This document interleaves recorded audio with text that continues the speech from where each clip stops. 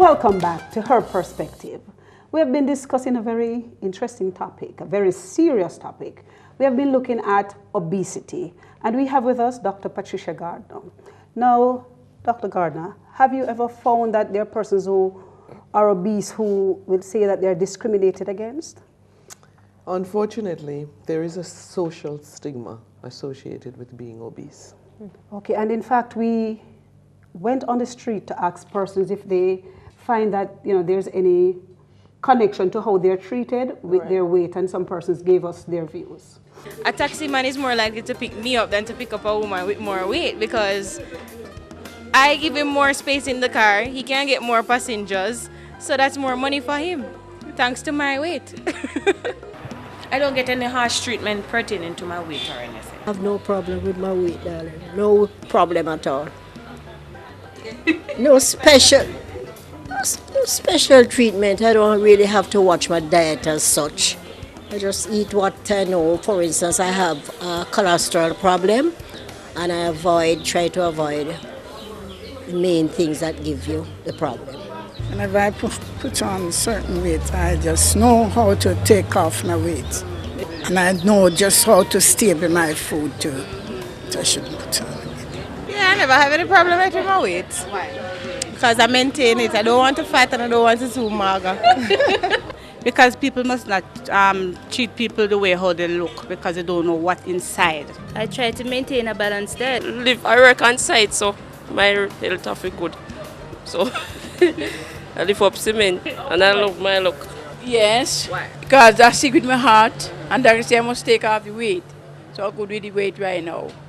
Dr. Gardner, I'm sure that there are persons who often don't feel good about themselves because they're overweight, and even some of us have gone to stores and sort of quarrel that they don't seem to cater for those of us who are not size 6 and 8, But the sad thing is that other than the challenges that come with lifestyle diseases, that there are persons who are treated negatively because they're overweight, and Yes. how do we help them to deal with this? As I mentioned, this is very unfortunate because the way a person looks should not impact the way they're treated. But this happens. And in fact, people who are obese have a significant problem with emotional issues. Okay. We find there is a lot of depression. Okay. There is a lot of poor self-esteem, anxiety problems. So there are a lot of emotional issues associated with being obese. And the poor self-esteem, of course, it carries on to many different things on the job and how they associate with individuals. And again, I think it's a matter of helping individuals who are obese in terms of maintaining a healthy lifestyle, and then also letting them know that you can do something about it, and you don't have to be ashamed of the fact that you're obese. If you know that you're obese and you want help, there is help available. Okay. And allow them to know that you can be very productive in life, even if you're overweight. But I think overweight and obese individuals should always be educated as regards to their health and the dangers of this condition. Yes.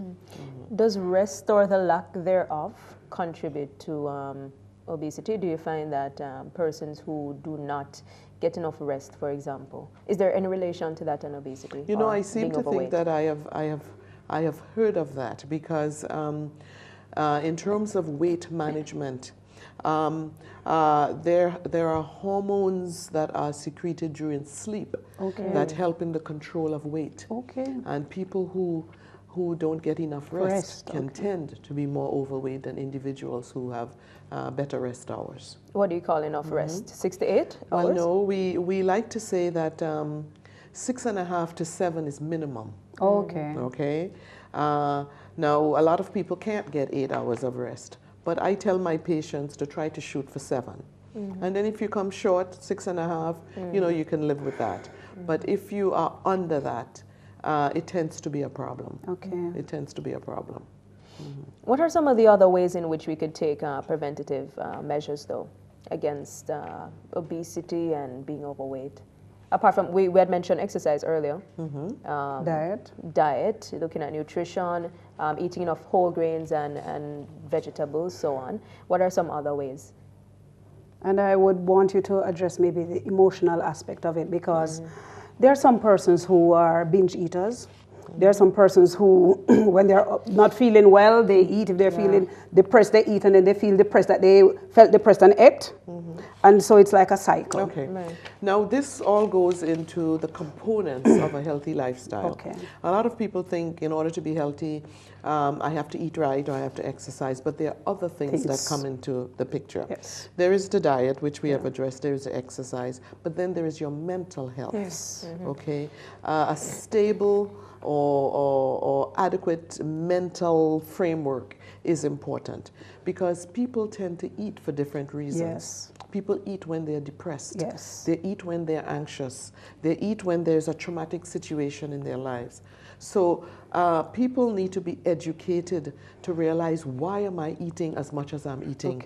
And be able to get some help in stress management, in anxiety control. So a lifestyle involves also the mental aspect of it. And training for individuals in terms of meditation, different things they can do to release stress, deep breathing, and different ways to handle stressful situations other than going to the refrigerator or eating a lot. So the mental component is important. And also the spiritual component, because there are significant studies that have shown that your spirituality and your health are interconnected. When you are spiritually sound and when you are connected to God, it's very important in maintaining good health. People who pray, people who believe in a supreme or higher being that is in control of their life. And no matter what comes your way, you can take it to someone who could take care of it for you. That gives you a peace and a comfort. That is all, that's very important in maintaining adequate mental health. So to me, a lifestyle program should involve education in terms of nutrition, in terms of physical fitness, in terms of mental health, spiritual health, and also the medical aspect, where you teach individuals about the different areas of their life that are important medically. Everyone should know his or her cholesterol. Everyone should know their blood sugar. You should know your blood pressure. And there are different, you feel healthy and you may look healthy even if you're not obese or overweight. But what is your cholesterol? What is your blood sugar? So you could be very unhealthy and slim. Wow. Interesting. Dr. Gardner, I might be guilty of this. Sometimes. But because of how busy our lifestyles are now, we might not necessarily get to eat the 3 meals a day. We might have 2, or sad to say, sometimes it boils down to 1.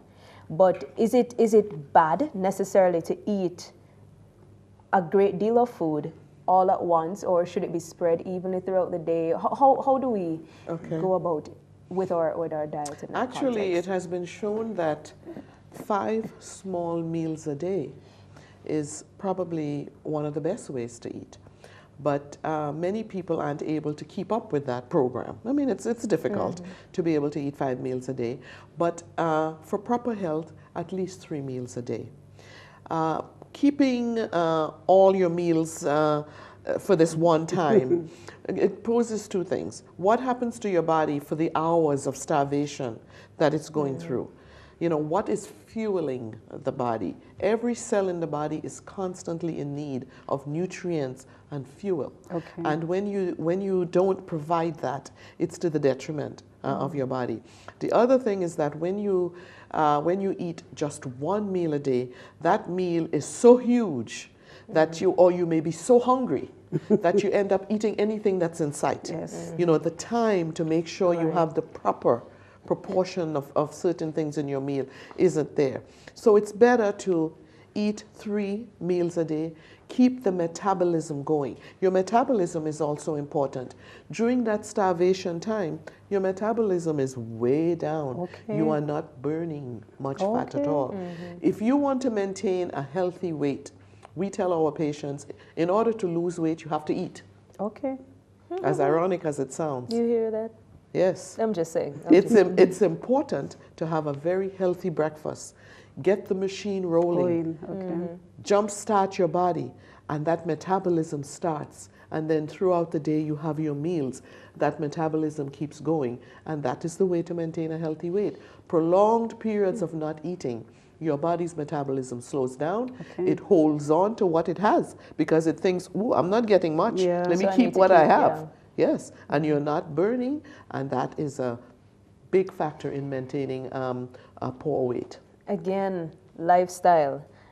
One gets home at 9, 10 o'clock in the night, sometimes after work, having to grab something to eat, probably picking up something again on the road, fast food. How, You know the answer. I know, but I wanted the doctor to say it. But how detrimental to your health is that? Proper eating habits, it takes planning. Yes. Okay, and the reason why many individuals do not eat healthily is because they don't take the time to plan. Okay, your meals should be the heaviest at breakfast, a good lunch, and then you taper off in the evening. Breakfast like a king, lunch like a prince, and then your last meal is like a pauper. That's the So way it should you're be light, supposed- even it if you should go be home light. late, you're saying, yes. Right. So if you go home late, you should plan to have your heavier meal during the day. It may mean that you will have to take your meals to work, but you need to eat the heaviest meals morning and at noon, and your evening meal, a light salad, soup, toast, very light stuff. Your body is preparing for bed. And not soup that has everything in it. I know, right? It's preparing for bed. It doesn't need all the calories at night. Yes. It's going to sleep. Where are those calories going to go? So what occurs? Walk me through the process. So I go home, I eat a heavy dinner at 10:30 in the night, right in time for TVJ News to come on. What is happening to my body between 10:30 and 12 o'clock I go to bed? And what time did you have the meal? 10:30. Let's say 10. Oh, you eat the meal at... 10:30 in the night. I'm just using myself as a hypothetical case. Right. Now, for one thing, that meal is going to be in the stomach for about 3 hours. Wow. The digestion that takes place, about 3 hours in your stomach. Okay? So when you go to bed, that stomach is still loaded. churning and loaded with food. Then when you go into a deep sleep, probably get into the small intestine where absorption takes place, and it's absorbing all the nutrients and whatever, but the cells are not really being, don't need all of that time of night. Okay. So most of that just goes into fat. Okay. Just goes into fat. So this is why you need something light in the evening. And also you sleep much better when you don't have that heavy meal. Nobody running it down in the night. That's what causes nightmares. Exactly. So planning is what it takes. It's crucial. So if you're busy during the week, do maybe larger meals on Sunday. Do some freezing so that when you come home, you may just have a vegetable to prepare, or maybe just a few quick things, and then you have your meal, or take your meals to work, have a good breakfast and a good lunch. When you come in the evening, you have a soup. Now, something that I was told is that you can make a large pot of soup, keep it in the freezer, and take a little callaloo soup or some nice soup. Not with a lot of stuff in it. When you get home, you're starved. Yes. You can keep it in small portions in your freezer. You come home, you're starved. You just have to have something. You're going to grab something that isn't probably very healthy. Yes. You take your soup out, put it in the microwave, and then while you're, and have it quickly. That will hold you until you prepare something healthy to eat. It takes planning. And it takes a lot of discipline. It's a lot of discipline because I was told that soup is an appetizer. Oh, really? So when you drink soup, it's supposed to open your appetite to eat. Now, when I drink soup at 10:30 in the night after a hard day, the hypothetical case. When that person comes home from work late, and drinks soup, it's going to open up the appetite, isn't it? Not really. And we are going to take a break. Okay. We'll be right back.